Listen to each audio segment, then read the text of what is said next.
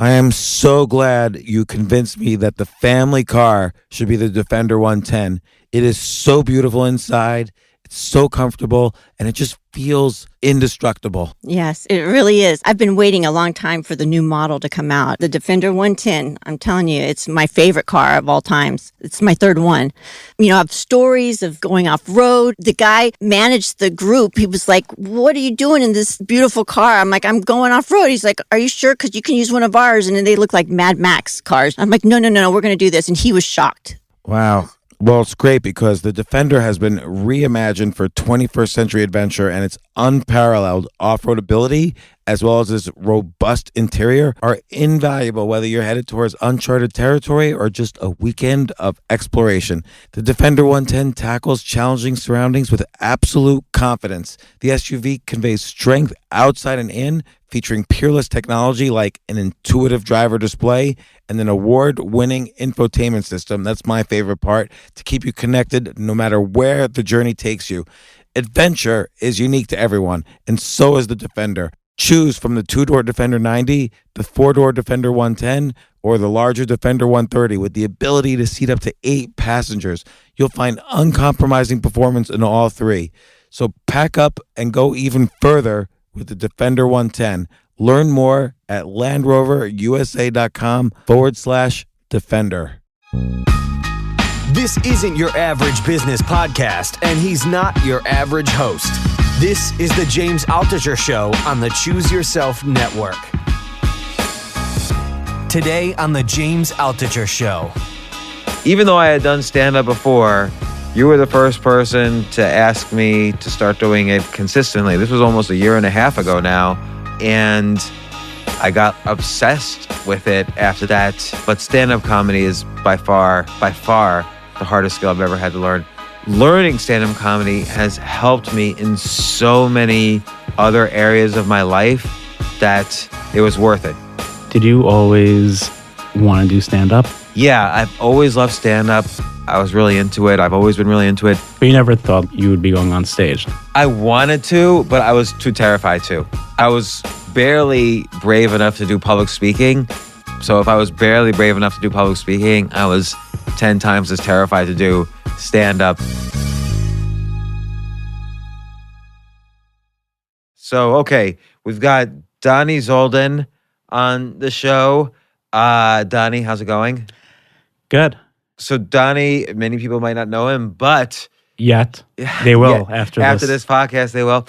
He owns Stand Up New York, the comedy club in New York City that now I'm a co-owner of.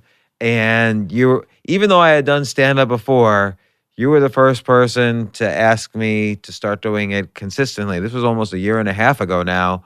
And I got like obsessed with it after that. I started doing up to 6 times a week. I don't even know if you know how many times I've been doing it, and without a break. Like I haven't taken a 1 week break. But you did take the time to, when I told you should get up on stage, I remember you took time, a month or two. Yeah, I was to write scared. Down material, right? Yeah, I was scared. I had done it a year earlier with Stephen Dubner, who wrote, you've met him, he wrote Freakonomics. We rented out the Bell House in Brooklyn and invited the guests of our other podcast to come, and it was a full house, and it was fun. But that was a year before you and I had met, and I figured, okay, I did it at that one time, and it was great. But there's a huge difference between doing it that one time and like really doing it. It's like 3 to 6 times a week on a lineup of all professional comedians. Like when I go up here, everybody else has been doing it for 10 to 20 years. They all do regular shows. They all go touring. They all go on like Colbert and Conan and all the other late night shows, or some of them have shows themselves. So it's really intimidating. It's a scary experience. And I would say every month I probably, and I'm not tooting my horn because sometimes I get worse. It's always volatile to learn something. But I would say every month I at least 100% change, hopefully for the better. But now I feel pretty consistent after a year and a half. So we have our regular roster of comics that go up night after night. Who are some comics that you're intimidated by that perform here? Well, that's a very good question, because some comics just do their material, the crowd laughs, they get off the stage. Some comics Like, let's take Aaron Berg, who's been on this podcast, or Judah Friedlander, who hasn't, but people know him from 30 Rock, and he's got a really good special on Netflix. These guys heavily interact with the audience. They will interact with every single person in the audience. And Aaron Berg not only interacts with them, he insults every person in the audience.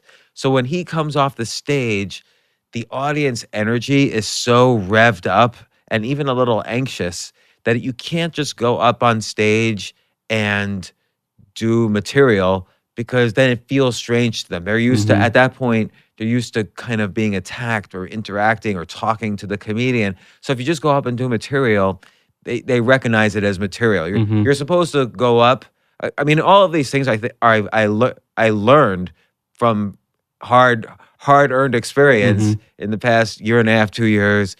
Like the first time I went up after Aaron Berg, I just did my material and it didn't come across as well. And the reason is that you're supposed to go up and make everything look effortless. Like you're just going up and like it's as if you make it up on the fly and you're interacting with the audience and you're telling your jokes and telling stories. And the audience is not supposed to realize, oh, you've done this 100 times before, some of these jokes. Even Aaron Berg, when he's done that act probably 1,000 times.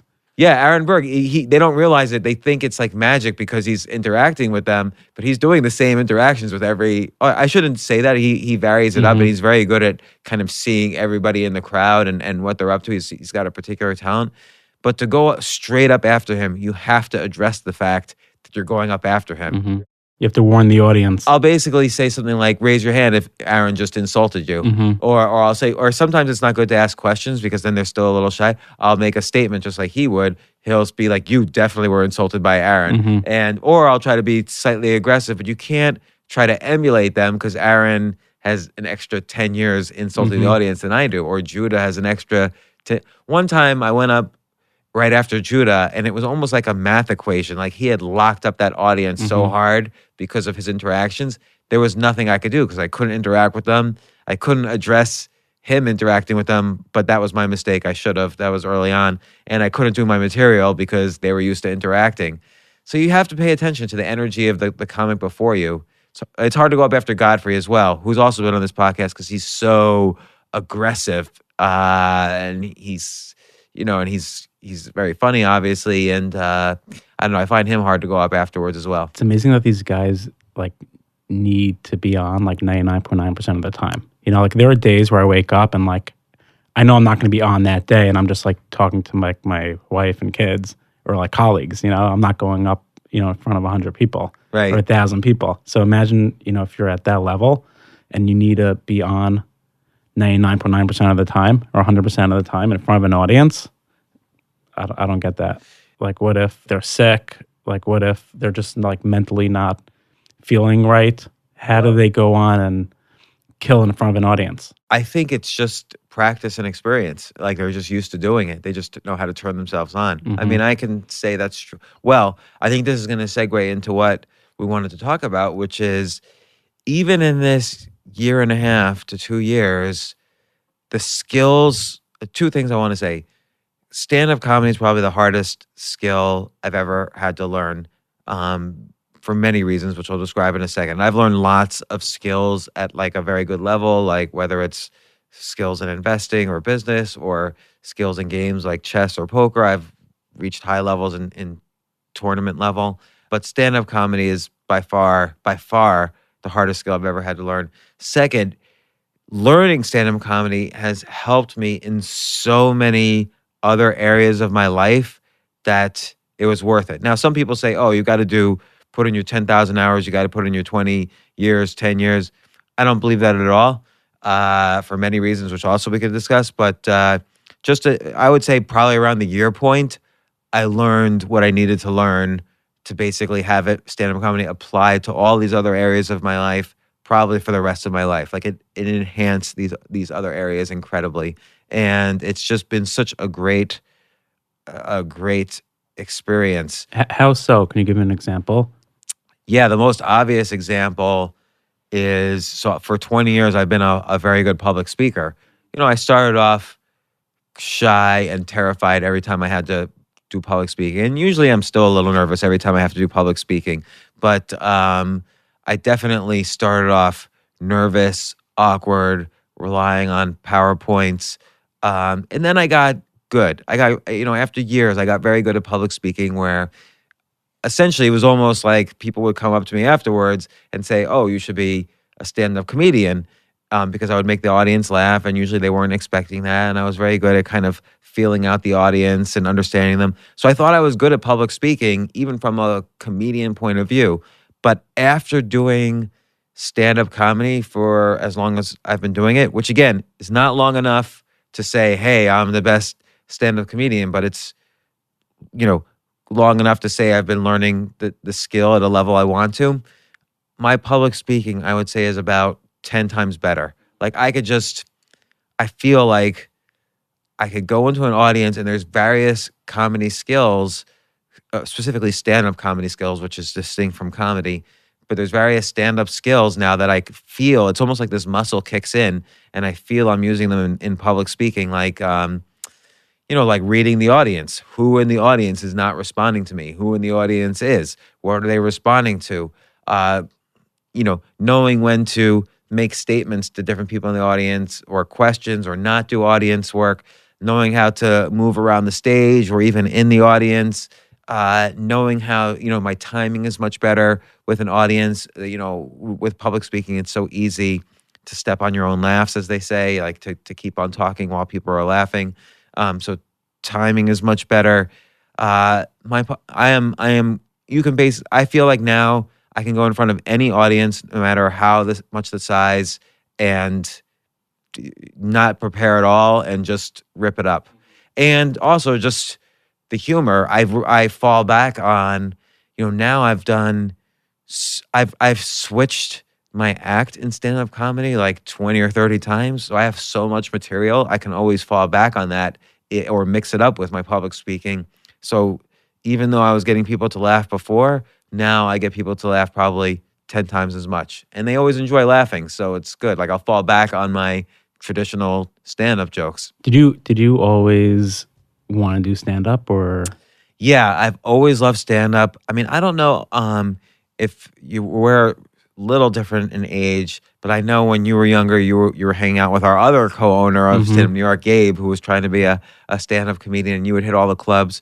So in 1995 through 98, I was always going to the Luna Lounge on Ludlow Street. I don't know if you ever went there. Mark Maron was hosting. No. I would go to the Aspen Comedy Festival every year. So I would go to comedy clubs, and I was really into it. I've always been really into it. But you never, in 95, you never thought like you would be going on stage. Like you love comedy.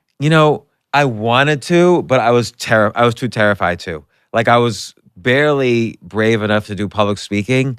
And again, I would say there's a 10-to-1 ratio between public speaking and stand-up. So if I was barely brave enough to do public speaking, I was 10 times as terrified to do stand-up. And here's the thing, I would write a lot about stand-up because I was such a big fan. But actually doing it over and over again for, years on end now, I can write about it so much better. Like I'll give you an example. There's a great comedian. I think he's the best comedian in the world, Dave Chappelle. I didn't really like him 2 years ago before I started doing stand-up every day. And now I think he's the best in the world because now having done it so many times, and for, when you do, let's say a 15-minute or 20-minute set, and I've done up to 45-minute sets in front of, let's say, 1,000-person audience now. When you do even a 15-minute set, I have to prepare for like 3 or 4 hours. So there's preparation and then doing it and then analyzing it. And so now I see all the nuances in someone like Dave Chappelle's comedy, and he's like the most amazing comedian out there by far. And then, Louis C.K. and the usual crew. Do you record your set now? I do sometimes. I would say like half the time. And you listen to it after? Yeah, okay. Yeah. And that's really important. So because it was interesting. In the very beginning when I was doing stand-up, I would use the exact same jokes and the same timing and everything. And sometimes I would bomb, like dead silence. And other times the crowd would be laughing hysterically, like belly laughs. And I would try to understand what's the difference between these two times. And it's really interesting you could only learn that from watching the video. And it's really interesting to see what was the differences. And that's where you start to learn there's actual nuances. It's not about the jokes. Anybody can write, no, I shouldn't say anybody can, but joke writing and being funny is not even the most important skill in stand-up. Like if you just want to laugh, I always tell people watch cat videos on YouTube. That's way funnier than any stand-up comic. But there's other skills too, like involving the crowd, involving your confidence and how you're expressing your confidence, your ability to tell a story, your ability to act in different voices, your ability to physically express yourself. So, they say only 10% of communication is verbal. So that means you have to use your whole body in a stand-up act to get people to viscerally laugh. And, it also helps to have people in the audience already who like you. Because if you're saying, like, for instance, a particularly dirty joke, helps to have someone there who starts off laughing because they know you. Otherwise, the audience starts to wonder, is this guy creepy or not? But if somebody's laughing, it signals to the rest of the audience, oh, no, this guy's okay. Do you get a similar high after you get off stage doing comedy as to when you're just public speaking? Is it similar? Much greater with comedy. Yeah, and you get a horrible low with bombing. You really shouldn't get either. It's like, again, it's like playing a game of chess or playing a game of tennis or something like that. You play, you do your best. You should get off and analyze and whatever. It shouldn't. The highs and lows shouldn't affect you. Most comics, I think it affects. Yeah, you can't help it. Like and I've actually seen on the stage downstairs, and I've been upset at them. Stand-up comics. There'd be maybe a smaller audience some night, like Sunday night at 10 p.m. And I would see like a famous comic, no one would laugh, and he would scream at somebody in the audience. I'm like, that's really inappropriate. Like, most people just don't laugh ever. Even if they think you're funny, if the audience is not laughing, they might be laughing inside. They might be smiling or enjoying your act anyway. Don't yell at the audience if you're a professional, but professionals take it seriously. Yeah, I mean, I've seen plenty of comics, put their fist through the wall, or one of our favorites, or yell at an audience member. Yeah, I've seen it all in 10 years that I've been here. Yeah, I think I've seen yelling at an audience member quite a bit. I never do that. I always, with everything I do, whether it's investing or public speaking or writing or running a business, I always blame myself. I've heard one comic, like, when he was done with his act, like he was walking on stage and like the mic picked up, like, this audience sucks, Yeah, no, I've seen that a couple of times. Yeah. That's actually a common thing in the bar afterwards. Yeah, no, but as he was like walking off the stage, like the whole audience heard. He was like, all right, my name is, and this audience sucks. That's funny. Well, no, I've seen people right at the end, you've been a great audience. I'm kidding. This guy effing sucked right here. And like nobody did anything. Like it was just a nice guy he's yelling at. And I thought it was really inappropriate. But, comics are a weird crew. Another thing I learned that was really important, and I want to get to the specific things I learned and the specific things that helped other than public speaking. But one thing I learned that was very important, and we've discussed this a little on the podcast before, is that you don't have to put in your 10,000 hours. I've borrowed 10,000 hours from other things I've learned. Like I've been a humorous writer for 20 years. I've been a public speaker for at least 18 years. So I've been able to borrow from the hours I put into these other skills. And apply it to learning stand-up. Yeah. And and who several comedians suggested that to me, like Tony Rock, for instance, Chris Rock's brother suggested that to me, like borrow as much as you can from other skills that you've really mastered. And that helps. So it might mean I'm not going to be the kind of insult comic or punchline setup punchline comic like Aaron Berg, but I'll be more. I think one of the reasons I like Dave Chappelle so much is that he's a storyteller, which is more like public speaking, and he's using stand-up skills combined with storytelling. And so I'm a storyteller with writing and with public speaking. I'm able to borrow that and then watch, 1,000 hours of someone like Dave Chappelle. Like his last 4 specials, I've probably watched 50 times each. And you borrow that and you bring that experience to add to the 10,000 hours of learning in stand-up. So even, let's say I've put now 2,000 hours or 3,000 hours into stand-up, I can borrow a few thousand hours from these other skills. And so I think, I don't know, I feel very good with where I'm at. Like I'm not trying to be a professional comedian, but I feel like I've learned. I've gotten past the very steep part of the curve, and so now to be like great, I'd have to spend years on the flatter part of the curve, which I'm not as interested in. But I do feel what I've learned has helped me in, and I jotted down some notes. Public speaking, without a doubt. Going on TV or talking to reporters, it's helped me in a huge way. Like you wouldn't think it would help. You wouldn't think stand-up would help to going on TV because it's not like you have this big audience in front of you. You do in an imaginary way, but you don't see the big audience. But actually, the anchors on the television show are your audience, and suddenly you realize, oh, I can do crowd work here and audience work with just the other panelists and the anchors on a news show, for instance, and it works. I feel that muscle click in.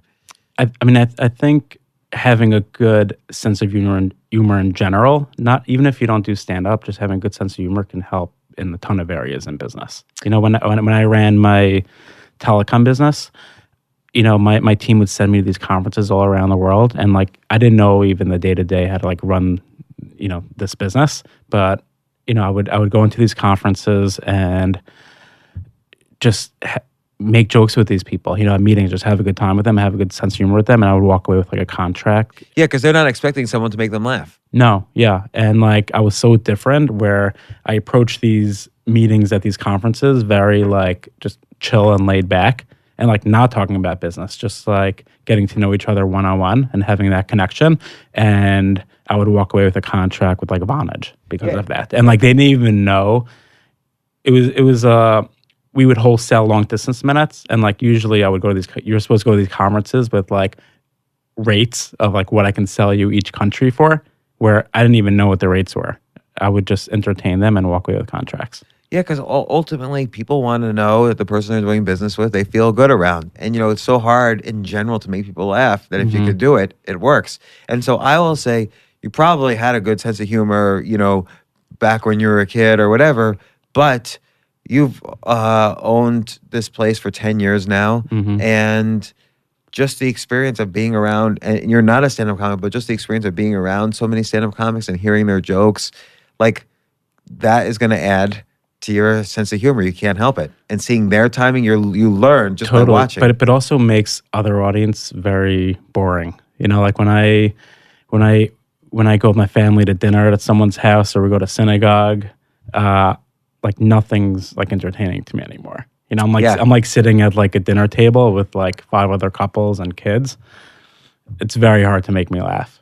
People think they're funny, but like I know what funny is. I'm here, every single day. I'm around the funniest people in the world.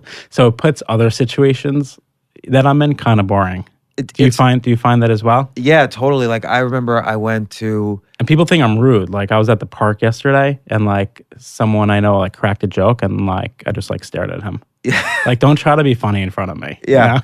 It's funny because one time I went with a friend to a church, and all I kept thinking in my head was, while watching the minister or whatever, I was like, man, I should talk to him afterwards because he could have totally used this tagline, here in this talk. He totally could have used this joke over here. Like I'm constantly analyzing how he could have spoke better or been funnier or whatever. It's funny because, just from my business knowledge also, we had a speaker come in 2 weeks ago at our synagogue, and he was raising money for his charity organization.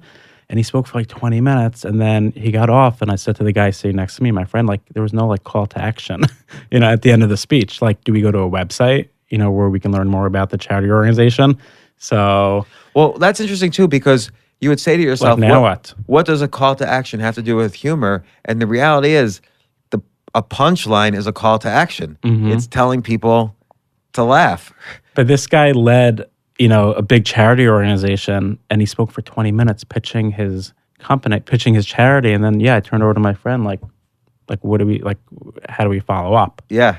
Like, he didn't give us a website, he didn't give us an email address. And that's the thing, like stand-up comedy, again, is not just about the humor. It's about, you have to go in there very aware of what you're trying to get the crowd to do every single moment. Like, and if the crowd doesn't do what you want them to do, you have to figure it out on the fly in microseconds and then do things differently.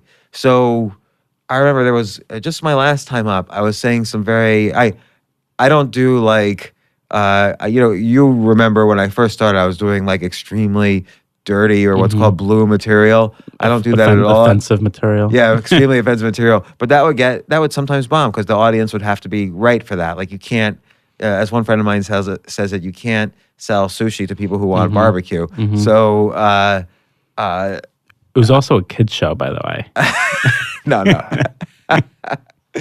No, but I think it was Marianne Groden said he's also available for bar mitzvahs. Yeah.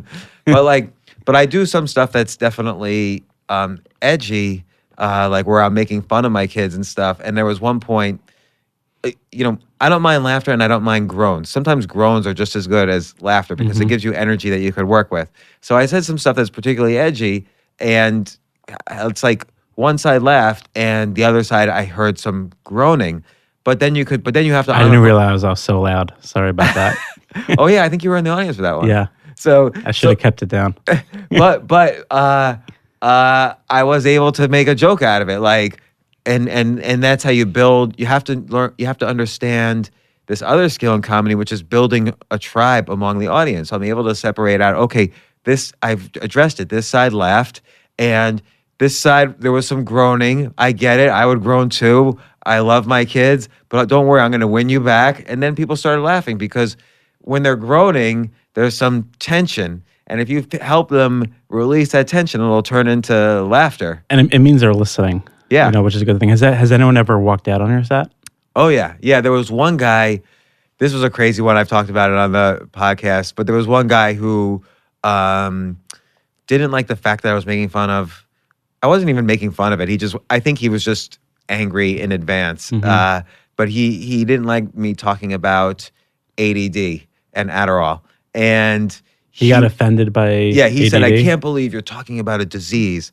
And, it's always a challenge to figure out how to handle people who hate you. And so I said, listen, sir, I'm sorry you got diagnosed with a fake disease. And then I would just continue with the act. And he was so upset. He got up. He went to each person laughing and said, I can't believe you're laughing. This was downstairs? Yeah. And then he went outside. Then he went back in. And afterwards, he started yelling. And half the audience was yelling back at him like, dude, it's a comedy show. And so the audience was on your side. Yeah. And I actually think it's good. So I even said, hey, let's all get into a fist fight. Because I figured, again, the audience is not there to just laugh. They're there to have an experience. So I want the experience to be as interesting as possible. It doesn't matter to me whether they're laughing or whether it's just an interesting experience. Well, I remember one of the first times you went on stage, there was a heckler, and then it carried over into the bar, and there was like a yelling match. Between you and an audience member. Yeah. But that was just funny because she was what was she? I don't remember. What was she offended about? Again, I think she was drinking. She was dead drunk. And by the way, she had ruined. I think you called her out. She had ruined the act of every comedian before me. She had heckled on every single act. And then with mine, I was prepared for her because everyone was coming out saying, boy, they should throw that girl out. Yeah. And then she did leave for a while, but then went back in for my act. And I was, again, making fun of my children. And she was like, how can you say that about your daughter? And I made a joke. And I could tell the audience was already on my side because she had been doing this all night. And I made fun of her. And then outside in the bar, she came up to me really drunk. So I said to her friend, I'm sorry, I don't speak her language. Can you translate, please, and explain to me what she said? And here's what I'm saying. And so that was funny in the bar. And you're dating her for how long now? That was funny. Thank you. That was good. No, I'm not dating her. Just to set the record straight. You're engaged. Yes, now I'm engaged. But yeah, you have to figure out how to deal with hecklers. That's a hard thing too because, let's say there's 50 people in the audience, 49 people might be enjoying it and they've paid tickets for it. One person is ruining it because a heckler does ruin it for everybody. But you still have to figure out how to turn it into an experience for everyone, even if it's not the experience you planned. You have to be able to think on your feet really fast. Do you think you need to be born with something in order to be a stand-up comic?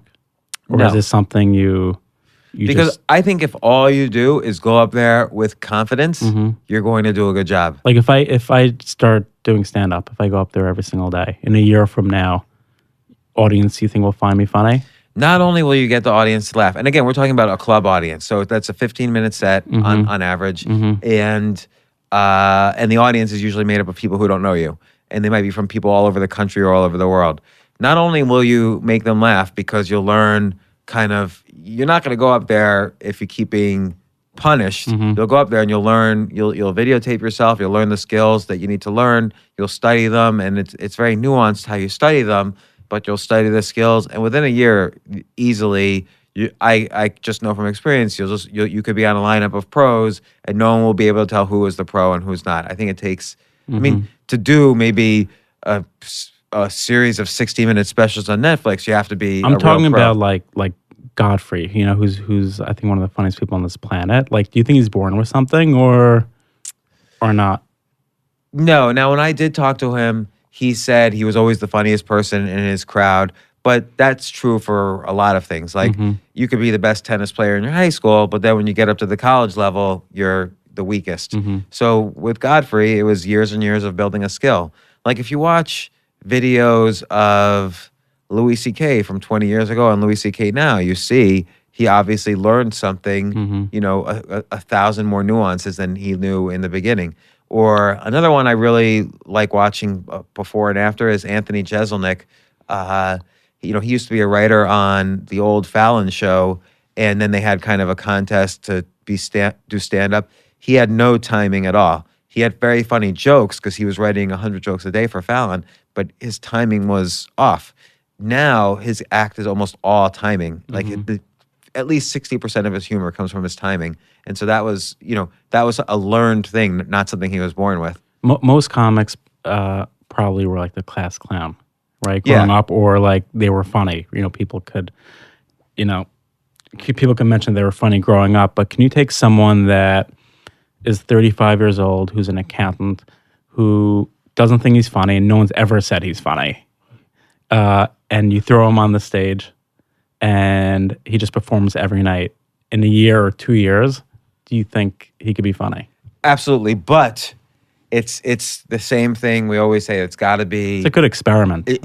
He won't just do it naturally. He won't just become funny naturally. He has to do deliberate practice.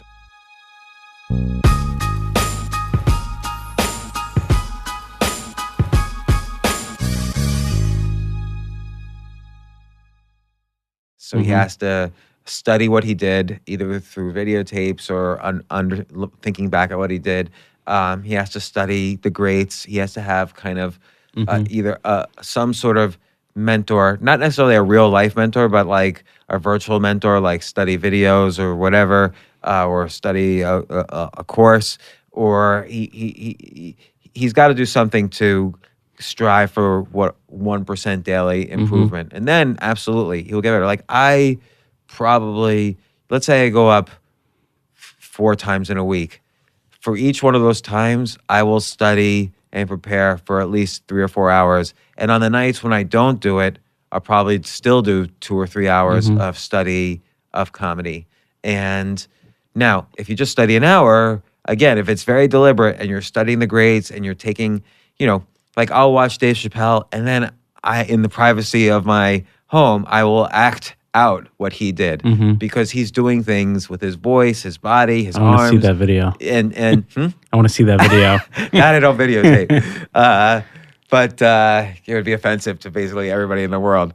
But he or Louis C.K. like emulate the greats and study them, and you'll get better. But even more importantly, not only will you get better at stand-up, which is fine. It's great to take a year of your life or 2 years of your life, and now you're funny in front of 30 people. But so much more important is all the other life skills that you learn from getting better at the what I call the micro skills of stand-up. So one is humor. So these are the micro skills of stand-up.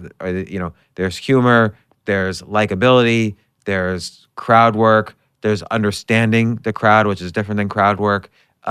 There's using the stage, there's timing, there's using the inflection in your voice and understanding what the different kind of octaves of your voice mean to the audience. There's, I don't know if I mentioned, acting out different voices, not necessarily impressions, but just acting out different voices is funny. And, getting pretty good at all of those. So combined, you're pretty good at stand-up in a year. But what happens is you're 1,000 times better at all these other skills that are important for business and life. So whether it's, I mentioned public speaking earlier, TV appearances or radio appearances, writing, you'll be better at, because you'll understand again the nuances of timing occur even when you're writing. You'll be better at negotiating because you'll read the crowd better. You'll be better at selling, again, like you mentioned, the Vonage experience, in selling, telecom minutes. You'll even be better in your relationships because you'll understand when they're interacting with you, you just understand much better what they are trying to do based on their voice, their body language, what they're saying. You read people much better. And likability is a skill. I would say likability, or the reverse of it, which is almost as important, unlikability, which some comedians use. Likability is such an important skill. That's more important than even humor for stand-up comedy. And then confidence. I've seen people, sometimes I go, so I just live across the street. So sometimes I'll walk across and I'll just watch the open mics here at 5. And some people actually have funny jokes, but you can hear their voice waver just a tiny bit, or they're looking down, or they're not using their bodies correctly, and nobody will be laughing. It's just not funny because they don't have the confidence. So you learn this weird way to have confidence in a completely artificial environment. Like there's no reason for a stand-up comic to be confident on stage in front of a room full of strangers, but you learn how to turn it on in such an artificial environment, and that's an incredibly difficult skill. Where is that skill going to help? It's going to help anywhere from if you're at a party and you're shy, or like I'm shy at a party, but I can feel, you literally feel this new muscle that you developed turn on when you're at a party and you just go up and start talking to people, or if you're on TV, or if you're negotiating, or if you're selling, or in your relationship, or even with my family members, like knowing how to interact with them. It's almost like my kids are two constant hecklers. And so knowing how to deal with hecklers helps me deal with my kids. What's a good technique before you go on stage if you're nervous? What do you do to overcome that nervousness? Do you think about something? I try so many different things, but I think knowing, first off, preparing is important. Like, so knowing what your range of jokes are. And I say range because you shouldn't have one. I see a lot of comics like have a pad and they're kind of trying to remember right before they go on like every single joke. I don't know if that's the best approach. I think having like kind of a range of jokes for every moment, because it's almost like a choose your own adventure. Depending on how the audience reacts on some joke, you might go deeper into that joke, or you might just go on to the next joke, and then you might call back to the earlier joke. So knowing you're preparing and knowing your range of jokes, knowing that you're starting off strong, knowing that you're going to end strong, is important for confidence. The other thing that kind of helps is knowing, this is specific to stand-up comedy, or maybe not, it's also specific to other things, but as you mentioned before, knowing the comedian who's there before you and knowing how you interact with the audience after that style of comedian, that's kind of important, but that's very specific. I think for me, what I do is, I always do this before public speaking, but then this is where I've switched this over to comedy.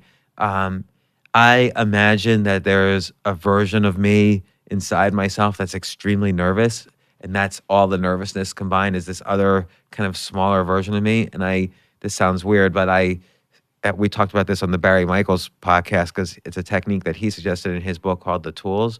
But I separate out that person from me, and I talk to him, and I say, "Hey, come up with me onto the stage, and you could hang out, but leave me alone. Like, you could hang out, but don't bother me." And then that actually does make me more confident when I'm walking sort of out there. like a mindfulness technique, right? And then also it helps when I go out on the stage. When I walk out, I make sure I'm standing up straight. I make sure my arms are spread and I'm feeling it. Like, you have to be sincere about that move. And I also repeat inside my head, and this is very helpful. This is going to sound stupid, but I always repeat, the party is where I'm at. Mm-hmm. So the audience is simply invited to my party. Mm-hmm. They can either attend or not, but I'm going to have a fun time. And I heard Brian Regan, who's a well-known comedian, talk at Google, and he said he always pretends, not pretends, but he always makes sure he's making himself laugh. And if the audience is not laughing, he doesn't care. Right. He'll picture himself in the audience, and he'll still try to make himself laugh, and that's what works for him. So that's another technique, which I try to do as well. Because he even pointed out, what's the point of you not laughing if the audience is laughing? Like, if you're not having fun, why are you doing it? Mm-hmm. So, but very important for me is that saying I'm where the party's at, because again, that helps with everything I do. So, Have you ever been intimidated by an audience member? yeah, I think the very first time I was heckled, I didn't know what was going on. I was waiting for you to say me when I was when I saw you for the first time. So when you were heckled, No, because that was the very first time I went up here. You were there. Yeah. Stephen Dubner was there. Like a couple of people were there that Yeah. I knew. And I actually felt good about that first time, even though it seems like 1,000 years ago in terms of generations of experience. But I did about 7 minutes that night. But the very first time I was heckled, I didn't know what was happening. I didn't understand it because it's hard. This is another how do you skill. react to that? How would you even for the first I time? didn't. The very first time, I didn't know what was happening. I thought maybe it was I don't it even a know what I would waiter? say if I was on stage and I was getting heckled. What do you do? Do you make fun of that person back? Do you I didn't ignore even them? know I was being heckled. I thought there was just somebody trying to speak over me. Do you remember what you said to them? I didn't say anything. I so didn't you even ignored them? understand what was happening. Yeah. And I remember I got off the stage and I was just stood around and I was very curious. And I remember Ashley Morris was the MC, and she said to the heckler, she said, "Sir, can I help you?" And she said, like, "Do you want another drink?" And he was like, "That dude was weird." And but at the time I didn't even know I was being heckled. I just felt like something uncomfortable was happening. Now, because again, it's a nuanced skill, but at the very first 50 times you do it, you don't realize, you can't see the audience. So it's only with practice you can actually see. Now I can see each individual in the audience. Like, I know everybody who's in the audience when I go up. And At the beginning, everyone was just like a blur. when those first 30, 40, 50 times, everyone just kind of blurs together, and I'm just trying to rush through my material as fast as possible. But now I see the people in the audience. I'm having a conversation with them. I'm talking to them. I'm telling them a story. How do you deal with the heckler now? Now I'll say something like, Now you call the manager and just let's get this guy out. I'm the owner. well, so sometimes, I mean, I don't really get heckled that much now. I mean, it'll be like maybe once in the past 6 months, but you kind of just address what they're saying, and or it could be like, when there's groaning, I might say something like, no, don't worry, I'm gonna win you back, and then people laugh at that because there's tension builds in the audience when there's a heckler. So you want to make everybody comfortable again, and you act like you're almost like, you don't put them down. You if they seem reasonable, you are more obsequious. Like, oh no, I get it. I understand what you're saying. Don't worry. Bear with me. I'm gonna win you back, or it's gonna get a lot darker than this. So just, you have to like this, but later on you could hate me. What do the greats do, like with the heckler? If Chris Rock was downstairs tonight and there was a heckler, what do you think he would do? Well, I've never seen Chris Rock heckled, but I've seen Godfrey heckled, and he has screamed. Yeah, at the he person. like rips them apart. He is, the Do guys. you remember what he says? He will spend 3 minutes cursing at the person and just saying I've seen him like flip out. But what would be? Have you seen a comic? Gerard Carmichael's a great example. Like be funny. Yeah. So Gerard Carmichael's a great example. Like, he'll say something like, I remember this one joke he said in his last special. It was called 8. It's directed by another one of my favorite comedians, Bo Burnham. He said some joke like, do we really need to care about the environment? And some person started saying, yeah, we do. And he just looks at her like, really, why? And she's like, blah, blah, blah. I didn't hear what she said. And and he said he did this technique, which I steal from him, where he's like, okay, I don't really know. I'm gonna try to win you over. I'm gonna try to win you over. And then later on, he told a joke and he noticed her laughing. And he's like, see, I got you back. And so he was able to always stay a little bit below the audience in that case. Sometimes you want power over the audience. He sort of won them over with likability and being like agreeable with them. Right. But I've seen Bo Burnham, he'll also just scream at the audience. Like some people have a zero tolerance policy. Louis C.K. is like this too. Anything, even if they say, I love you, Bo, or I love you, Louis, they'll scream like, shut up. Just so fast and so hard that everyone shuts up. You ever see a comic like bring up that heckler on stage? Amy Schumer. That would be a good technique. Oh yeah. Amy Schumer did when during the election, she said something against Trump. She was in Florida, which was a battleground state. Someone booed her, and she said, "Hey, that's okay. We're all allowed to have our opinion." She brought up that guy onto the stage, and she said, I'm not gonna try to harm you here or insult you. I want to ask you some questions. Why you like Trump? He answered her question. She said, okay, that's good. Go back and sit down now. And that was it. Other people I've seen, Dante's great. I've seen, and Dante's also been on this podcast. Dante, I saw, he had a heckler, not a heckler, but someone who's talking a lot. And she was heckling a little bit. And he suddenly yells, okay, enough with the TED Talk. Like your TED Talk is over. And then he goes on, and that shut the person up. So I would probably, if I did stand up and I dealt with a heckler, I would probably say something like, that guy's still upset that like Trump was elected. Bring up like some random like news, like why he's so upset. Yeah. I one time I was saying something about Trump and a Trump guy. I wasn't even saying something positive or negative, but it was assumed to be negative. And this guy in the front row stuck his middle finger up at me. And I said, okay, this guy doesn't like Trump, but this joke is for everyone else. And then that was fine. I just circumvented him. The only time I feel like I really lost to a heckler was during my blue material phase still. And a guy in the front row was just shaking his head. And if he's in the front row, and if the lights are kind of midway on so everyone can see him, nobody behind him is going to laugh. So it was just ruining the whole thing.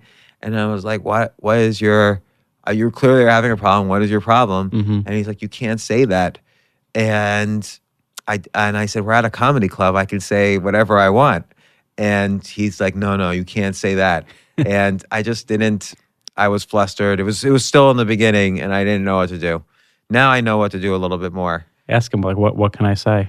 Like, do you have like a list of things I could say? That would be funny. I should have said that. Should I run through my material beforehand? That's and good. You'll tell me what I can and can't say. Or we should send out a survey to the audience before. Yeah, that would be good. Of like a list of approved things you can say. Is that what you've seen people do? No, but... Look, I've seen Gino say Bisconti say some really insane stuff on stage. Insane in a good way, but he could be very... If you don't take it the right way, you could be really offended. And so somebody didn't like him and was heckling a little bit. And he was trying to argue with the person in a funny way, because he's always very funny. And then finally the other person was a little flustered or made a historical mistake. And he was able to say, why am I even arguing with you? You're so stupid. You didn't even know X, Y, and Z. And then after that, he ignored the person for the rest of the time. So there's all sorts of techniques, but that's an important technique to learn. And there are videos on YouTube for handling hecklers. Like just, you see Louis C.K. being heckled, Dave Chappelle being heckled, Chris Rock was in there. I didn't watch the whole video, but all the greats being heckled. Can you teach someone to have a sense of humor? I think you can, because you could take... How do you do that? Well, and I've talked to a lot of comedians about this, like, and maybe I'm curious about your answer after you've probably listened live to more stand-up comedians than just about anybody. But I think from the comedians I've interviewed here, a lot of comedians will look at their lives and they'll say, some comedians will say, what makes me angry? And they'll think of a joke around that. So Trump answering a congratulations call from the president of Taiwan might make someone angry because the one China, I don't know. And they'll make a joke out of that. Another person what makes you annoyed. So Louis C.K. has a joke: someone who crosses 3 lanes in order to make a left turn because he has to get it exactly right his way because that we're so used to that. So Louis C.K. takes things that are annoying to him and makes a joke out of it. Seinfeld is more like what do you observe that's weird in society. So he'll always take weird things or everything he looks at, he'll try to find the weird thing in it and he'll make a joke out of that. And I think also, if you have like a funny story, like, or just something that annoys you about polite behavior in society. What I'm saying is, can you teach someone that's not a stand-up comic how to have a sense of humor? Yeah, I absolutely. I think if you use like one of these, like people that get offended, or just people that don't laugh at jokes, people that are not funny. How would you teach them? Let me ask you, how would you teach them? I don't know. I mean, you just put out a course with the best comics of stand-up New York. There should be. I'm not talking about from like being on stage standpoint. There's a lot of like old cranky men out there, for example, right? Who just like snap at everyone, right?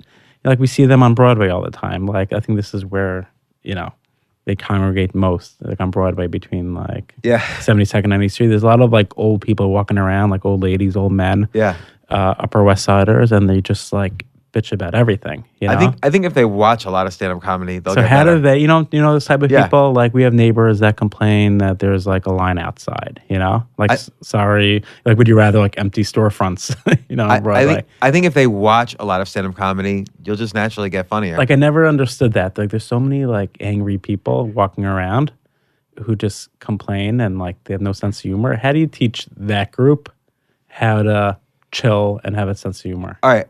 Now, how to chill? We need to make an online course about that. First of all, we need to develop an online course about that. Well, but I'll tell you now. This is advice you can't give a stand-up comedian or an aspiring stand-up comedian, but this is an advice you can give someone who just wants a better sense of humor. Watch 100 hours of like 20, say, different stand-up comedians, and then just steal their material. No, but you think they'll come out of it with a better sense of humor? Yeah. How do you teach someone that doesn't have a sense of humor, that's bitter, that's angry, how to laugh more? They'll come out with a better sense of humor. To watch stand-up. Yeah, let's say I wanted to teach you how to climb a ladder. If I put a ladder here and I climbed up it, you probably at that point are 80% of the way there towards, even though you didn't touch the ladder, you probably already know how to climb a ladder. So it's the same thing. These mirror neurons kick in and your brain starts to get rewired based on what you're watching. So if all you do is watch stand-up all day long, I mean, look, so many professional stand-up comedians, how did they start their career? When they were kids, they watched Johnny Carson every night and watched all the comedians, and they repeated the acts of the comedians over and over and over again, and then suddenly they became very funny. I think enrollment in a type of course like that, where you enroll like old, bitter people, and teach them how to have a sense of humor, I think that'll be very good for the world. Yeah, and that'd be a funny video to watch them all do like stand up after like. Yeah, but I think it'll make the world like a so much better place. You don't have like old bitter people walking around like complaining. Well, it's like it's like when Seth Rogen made a test. He testified in front of Congress about ALS, which about Alzheimer's, which I guess his wife's parents or whatever or mother-in-law, I don't know, somebody related to him had Alzheimer's. So I watched the testimony. It was like him doing a stand-up act in front of Congress, and all the senators were laughing. They were? Yeah, he was saying stuff like, I'm glad to be here. I'm a huge fan of House of Cards. And so just like stuff like that over and over was making them laugh. But that wouldn't be a good gift, though. You can't give like to an older person or someone that doesn't have a sense of humor. Here's like, unless they had a tiny bit of sense of humor that they already had. Here's a gift on how to like have a sense of humor. If somebody just watched like every appearance of Rodney Dangerfield on Johnny Carson, they would have a better sense of humor because that guy was perfect for set up punchline. And you could and again, if the goal is not to be professional but just to make your friends laugh, you could just steal Rodney Dangerfield's material from the 60s and you'll win, or the 70s. I think Louis C.K. like that kind of dark humor, I think they can gain a lot from that. Yeah, because if he talks about climate change and he has a joke about what if God comes down, like, what did you do? Like, who shat all over the polar bears? Like, what happened here? And then he imitates the other guy. Well, we needed to dig up oil. What's oil? Well, we have to have a job. We have to go faster. Is this Why do you need original to go material faster? or is this actually Louis That's C.K.? actually okay, got special. it. So if you just watch all of Louis C.K. specials, you'll You'll come out the better sense of humor. and you don't even have to steal his material. His topics are so broad, like it's impossible now to avoid his topics because he's talked about everything. And then he sees the funny in almost every topic. Do you think he'll make a comeback? I do, but do you think he will? Yes. How do you think it'll look? How do I think it'll look? Like how will he make his In comeback? what? You're like, who will, like, where will he appear? Yeah. Like, will HBO give him a special or Netflix? I think in the beginning it'll just be him releasing something like through his website. Yeah, to like his he'll do fans. stuff I think at that's clubs. yeah, because he doesn't have to worry about getting like a Right. sponsor. You know, Right. like he's not going to do a Netflix special right now or an HBO special. But if he releases like an album, I might buy it. You know, just through his website, where like American Express doesn't have to sponsor it. Right. I mean that would probably be the best route. to go Now, in. do you enjoy? I mean, you and I have co-owned this club for the past year, but do you enjoy? You're now in your 10th year of owning a stand-up club. Do you enjoy it? Yeah. Yeah, it's really, it's like, did you go to camp like Yeah. growing up? Yeah. So, I mean, when I have that mindset, like I'm going to camp, like who goes to a job like this? Like who on the planet goes to a job at a comedy club and they could be surrounded by like the funniest people in the world and it's like always entertaining. When I have that mindset of just being appreciative, then it's like the best. You know, like I was talking to a friend yesterday in the park and she's like, we just came out of a 3-day Jewish holiday. She's like, oh, I got to go back to work. What holiday? I don't even know what holiday. It's called Shavuot. Oh, okay. Yeah. Did you know about this, Steve? Yes. How come I don't know about this? I'm in the club. I don't know about these holidays. 3-day holiday. It was Friday night, Saturday. Started Friday night, ended last night. And I was talking to my friend in the park, and she's like, "Oh, I gotta go to work tomorrow. It's so annoying." She's an architect, and I'm like, I haven't had that feeling. When I used to be involved in telecom, I had that feeling. You know, I used to work on that business in the morning from like 8 a.m. to like 2. And then at 2 o'clock when they ended, it's like, all right, I got to go to camp now, you know? And I would work on the club from like 2 to 8 p.m. But now I'm strictly working on the club. And like, I haven't had that feeling, you know, since I just started working on the club where like, oh, I got to go to work. It's like amazing. I feel very fortunate. You know, when I first bought into the club. Oh, and one more, sorry to cut you off. One more thing.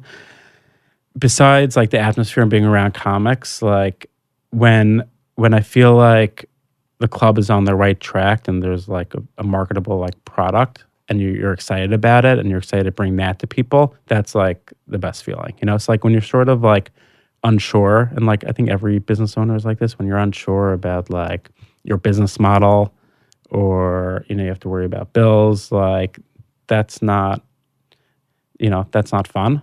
But like when you're confident about what you're selling, that's the best. And I think what we've done in the past year, so since I've been involved in the past year, it's like people came up to me and said, is this just a passion investment? Like, why did you do this? It's not like one of those Silicon Valley kind of investments where there's 1,000x return from investing in a comedy club. It's basically a bar with a stage and a lot of drunk people laughing at a comic every night. But I think what we were able to do this past year and why I wanted to get involved was kind of show how the model could be expanded. So that's a comedy club is not just a bar and a stage. Now we've put a lot of emphasis on, spinning off an ad agency. So you use the skittish media uses the comedy talent to make viral videos, and then you have Stand Up New York Productions, which we've used the stage to film productions that hopefully will sell. We've used the stage to create a Stand Up New York education which is a course on how to create your first 5 minutes of stand-up. I'll let you shout out the URL to that. Standupny.com / Standupny.com / the what? tight 5. So Stand Up New York. Standupny.com / the tight 5. Yeah. So you could see a trailer. who are the comedians? Brian Scott McFadden, Gina Brion, Modi, Tom Kelly, Godfrey, Marion Groden, and did I say Tom Kelly? Yeah. Okay. Aaron Berg. Aaron Berg. Yep. Yeah. 7 comics. And Marion's about to shoot her own special, I think. I mean, these 7 comics were like awesome to work with, and they basically like emptied their brain. Godfrey's one of the that best in the day. world.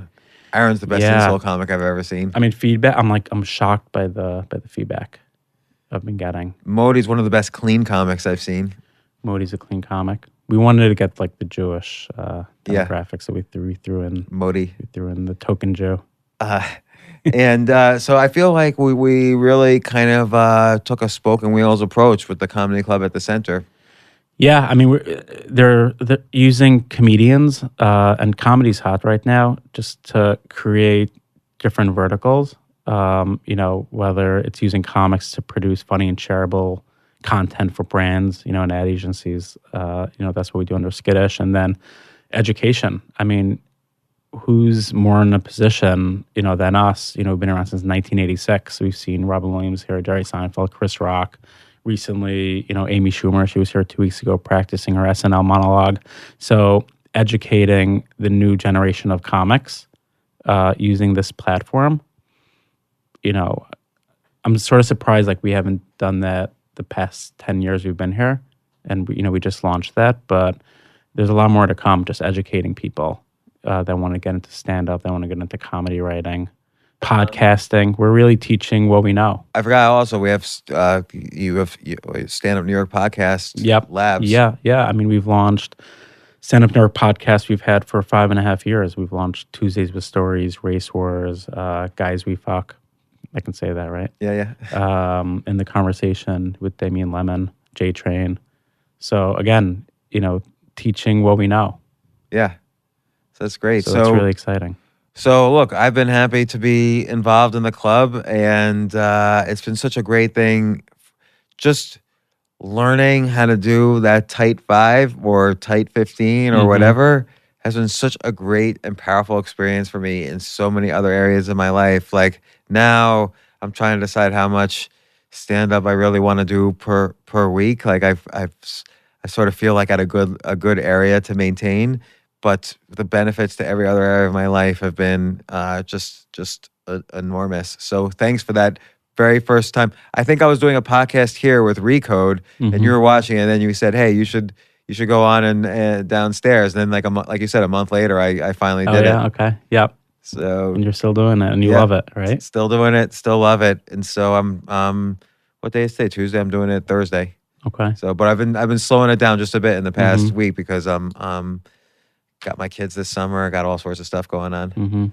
But Dani Zoldan, owner of Stand Up New York and Stand Up New York Education.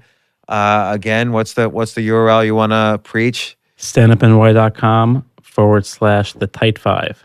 And also, if people want to see either Donnie or me, we should I'm usually here on Tuesdays or Thursdays. I think in the summer I'm gonna try to be here usually on Wednesdays. You'll be behind the bar. Come say hello. Yeah. Right? Unfortunately, I don't know anything about how to pour a drink, but I will be on the stage hopefully on Wednesdays. By the way, I never force myself to go on stage. Candy's the booker. I always say, if I'm bad, don't put me up. Right. So I hope she pays attention to that because the audience comes first. So thanks for I just had one question. Yes. You seem to be very concerned about making people who were not funny, that people do not think are funny, like nobody has ever told them they're funny. Yeah. Why? What explain you that? Seem like, because you had a lot, you were preoccupied with if you see somebody who's not funny, how do you make them funny? Oh, like non-comics. Yeah. I don't know. I'm always fascinated by people that just don't have a sense of humor. Like, I don't get it. People, life is so short. People will walk around like so pissed off. Like, like I think They have to want to be funny though, and they have to have some humility. no, to but it. I feel like there's something missing in their life, where like why like just be positive, laugh at things. But so you there asked, should how be can more. you make them? And Yeah, how do you the first thing how is do they you have help to- them develop a sense of humor? I really think that this world would be a much better place if like you had these people, and there's so many of them just walking around so pissed off, But they have to want to, and that means they have to have a little humility that they need it in their lives. So how do you tap into that market of, just pissed off people? So you're not really in the market of people who want to be. It's like an funny. intervention. You have to be in the market of people who don't know that they're not funny or don't want to be. Let me give you an example, and I might get yelled at by my wife later, but her grandfather, he passed away, so we could talk about him. This guy was like the worst. Like, I have two great stories, and like I'll probably get yelled at by her parents also. I might get divorced after this podcast. But, the first time I met her grandfather, this was probably 12 or 13 years ago. It was at a barbecue at my wife's family backyard in Great Neck, Long Island, and it was a Sunday. And I met them. They weren't very nice. And then when I walked away, I heard her grandfather like tell my wife's family, like, I was going on the Long Island Railroad back to the city after the barbecue. He's like, what kind of guy wears jeans into the city? Like when he was growing up, like going into the city, so not like you even- get dressed up. He's like, he wears jeans in the city. So not even an insult. He's like, it's like kind of like this really weird, unfunny, non-insult insult. I don't know. Like it was just like a comment from like a different era. Like he pointed out that I'm wearing jeans to the city and I shouldn't be doing that on like a Sunday afternoon. And then our wedding, last story, our wedding was the best. Like he showed up to the wedding. It was almost like a full-on like cast. He was probably like 90 and he was walking down our aisle. He had a neck brace. I think he had a cast on his arm and he got a blessing, a bracha, we call it, right? He got a blessing under the chuppah. You know what a chuppah is, right? Yeah. And he was a little slow to get up, because he was in this like body cast. and my brother was the one like officiating. He was bringing up the people to get the blessing, and he was taking a while. He's like, "Oh, come, move faster." As he was walking by the mic, he's like, "Well, if you'll get the fuck out of my way, I can get up there faster."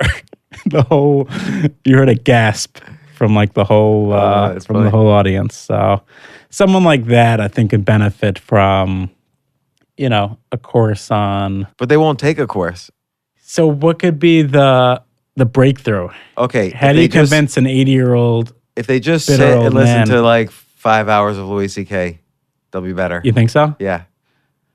And the last question is, do you think my wife will yell at me for repeating the story? No, I think she'll think it's endearing, and you've just First of all, made she her- probably won't listen. You just made your grandfather podcast famous. Yeah. So exactly. it's good. He'll be remembered forever. Right, exactly. And other grandfathers will try this at weddings. Yep. But I think if anything that'll come out of this is we need to develop some program for people, that's for you, Steve, that don't have a sense of humor. Yes. We should Steve's got a test great it. sense of humor. We should go to the nursing home. There's one on West End a few blocks away. Oh, wow. We should wheel in like all the old people. And Ashley actually, she does Yeah, comedy. she helps out there. So we should see if we can change their mindset, how to be more I said positive it people. when I was with James, like even if they're bad jokes, at least you're trying, right? Like even if they're What are you horrible saying? jokes. No, because I was making some bad jokes or corny jokes, and Yeah. I appreciate people even trying if they're not too mean spirited. Oh, you appreciate like the honesty. If someone No, says, I just appreciate somebody trying to be funny, trying to look Yeah. at the positive side of a situation. okay, so how know? about this? You got insulted a few weeks ago when someone compared you to the other Steve Cohn. And you didn't take that so well. How about that? I felt like that person was acting like I'm an abject failure because I'm not this billionaire, and he was like disappointed, like he wanted money back the way he said it, and he wasn't. Who was that? I don't really remember trying who to be that was. one of your friends. Who was it? Wait, Oh, but yeah, there's yeah, the- I remember. But wait, there's the other Yeah. Steve Cohen too, which Yes. is the magician. Yeah, Okay. Have exactly. you ever seen him? There's a No, lot of us. no. Yeah. I've been to his show. It's on at the Palace Hotel every weekend. It's Yeah. is the other Steve Cohen. Wait, so you were really offended that when he found out you weren't that Steve Cohn, you considered yourself a failure?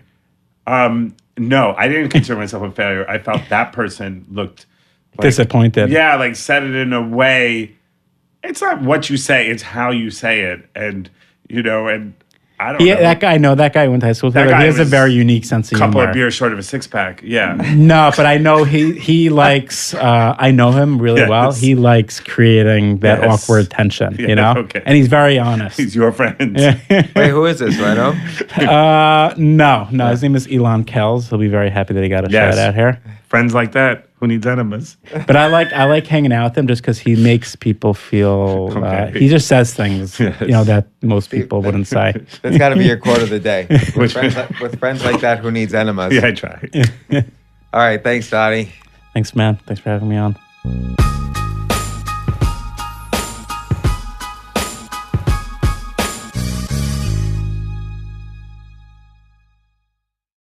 AI might be the most important new computer technology ever. It's storming every industry and literally billions of dollars are being invested. So buckle up. The problem is that AI needs a lot of speed and processing power, so how do you compete without costs spiraling out of control?